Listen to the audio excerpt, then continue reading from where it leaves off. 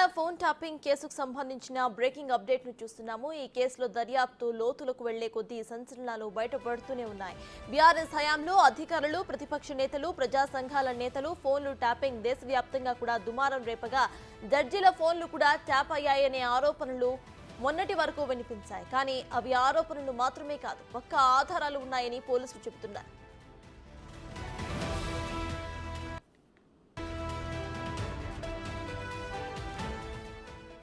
కేసుకు సంబంధించి counter affidavit దాఖలు చేసిన పోలీసులు హైకోర్టుకు ఈ వివరాలను తెలియజేశారు. జస్టిస్ శరత్ ఖాజాతో పాటు అతని భార్య మాధవి గోగినేని ఫోన్లు కూడా ట్యాప్ అయ్యాయని పోలీసులు కోర్టుకు తెలిపారు. అధికారులతో తమ దారికి తెచ్చుకోవడానికి ప్రతిపక్ష నేతల కదలికలపైన నిఘా పెట్టి ప్రభుత్వానికి ఇబ్బంది లేకుండా వారి ఫోన్లు ట్యాప్ చేశారు. కానీ జడ్జీల ఫోన్లు, వారి కుటుంబ సభ్యుల ఫోన్లు కూడా ఎందుకు ట్యాప్ చేశారు అనే ప్రశ్నలు ఇప్పుడు తలెత్తుతున్నాయి.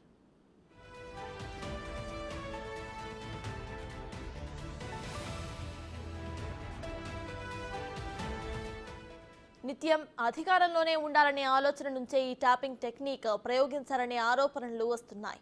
ప్రభుత్వానికి వ్యతిరేకంగా కోర్టు తీర్పులు రాకూడదనే జడ్జీలను కూడా టార్గెట్ చేశారు. ఆర్టీసీ ఉద్యోగుల బంద్, ఇంటర్మీడియట్ విద్యార్థుల ఆత్మహత్యలు గతంలో బీఆర్ఎస్ ప్రభుత్వ ప్రతిష్టను దిగజార్చాయి. హైకోర్టు కూడా ఈ కేసుల విషయంలో గత ప్రభుత్వాన్ని తప్పుపట్టింది. ఇలాంటి కేసుల్లో ముందు ప్రభుత్వానికి వ్యతిరేకంగా తీర్పులు వస్తే భవిష్యత్తులో ప్రజల్లో వ్యతిరేకత పెరిగే అవకాశం ఉందని బీఆర్ఎస్ పెద్దలు భావించారని తెలుస్తోంది. అందుకే న్యాయమూర్తుల ఫోన్లను కూడా ట్యాప్ చేసినట్టుగా సమాచారం.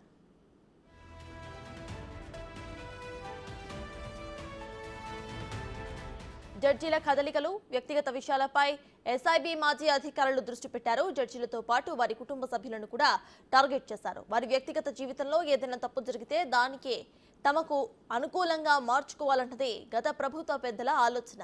అందుకే జడ్జీలు, కుటుంబ సభ్యులు ఎక్కడికి వెళ్తున్నారు, ఎవరిని కలుస్తున్నారు, ఏం మాట్లాడుతున్నారు అనే ప్రైవేట్ విషయాలపై దృష్టి పెట్టారు.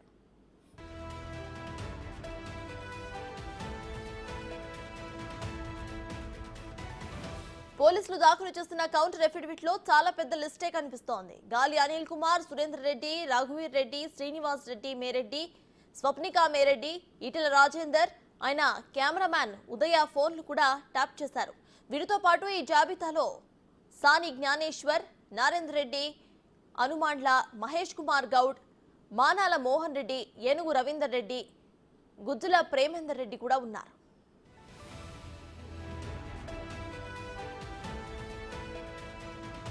అప్పటి ప్రతిపక్ష నేత రేవంత్ రెడ్డి, ఆయన కుటుంబ సభ్యులు సిడిఆర్, ఐపీడీఆర్లను నిందితులు సేకరించారు.